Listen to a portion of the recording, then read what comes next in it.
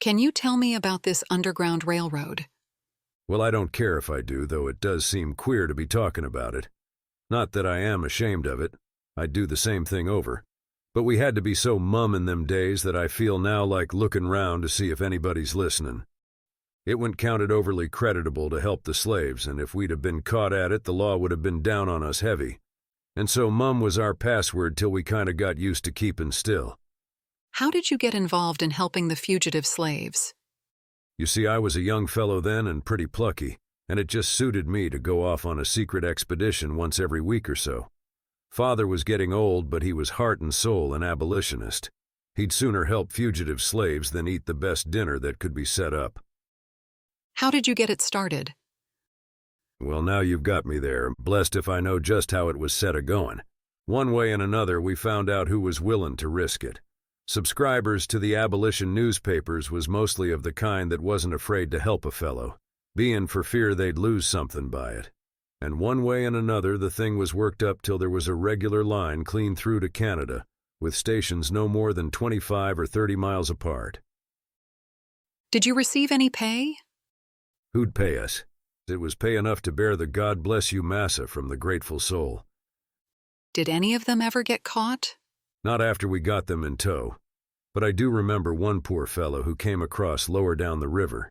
He was a great stout Samson of a fellow, and as black as night. Wouldn't fear the whip, the overseer said. He needed breaking in.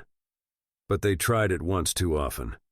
Well, he got away from them, but they soon tracked him. Men and dogs were at his heels when he crossed the river. He ran like a deer for a little way, but when he saw they were gaining on him, he turned back and made a dash past his pursuers and threw himself into the river. There were no boats handy, and not a man of them dared to grapple him in the water, and so the poor creature was drowned.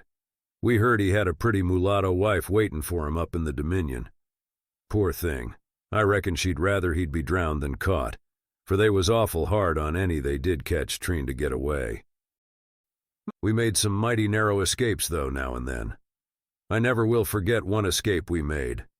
We had a fellow come in towards morning. He had been footing it and was clear tuckered out, so we thought we would hide him till the next night and let him get rested up. My brother Tim had a little room in the back part of the store that was kind of out of the way. Mother gave the boy a lot of comforts to throw down for a bed, and it would have done your heart good to see that fellow sleep.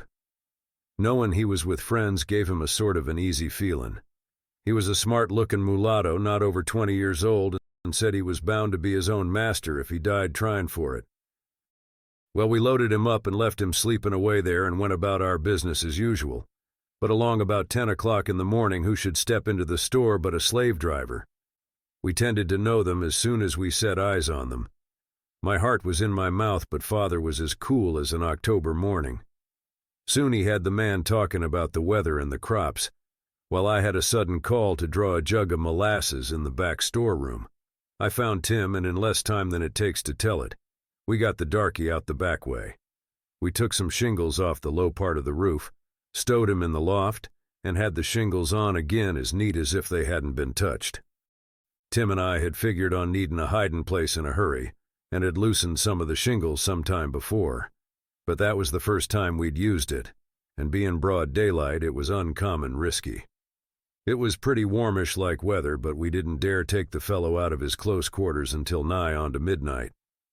Then we took him to a Quaker settlement about 20 miles away, and I make no doubt that chap's a well-to-do middle-aged man living somewhere in Canada yet. Was it just men that you helped reach freedom? Now and then we had women and children to pass along, and I reckon you'd think the pickaninnies would be a heap of trouble, but they wasn't. They were as still as mice and really seemed to know they had to be. Were you sorry when the Emancipation Proclamation came about? No, indeed, we were not sorry when the proclamation came. We had spent a power of time and not a little money in the business, besides being all the time in a sort of fear or dread of being caught at getting all there was in the fugitive slave law for the aider, abettor, etc., etc. So when that grand good man Abe Lincoln spoke the word and the shackles fell from 2 million slaves, we felt like joining in one long, loud hallelujah, for besides rejoicing that the slaves were free, We wasn't sorry to quit the business, but I declare to you, sir, I never could have rested easy so long as there was a slave in the land without trying to help him to freedom.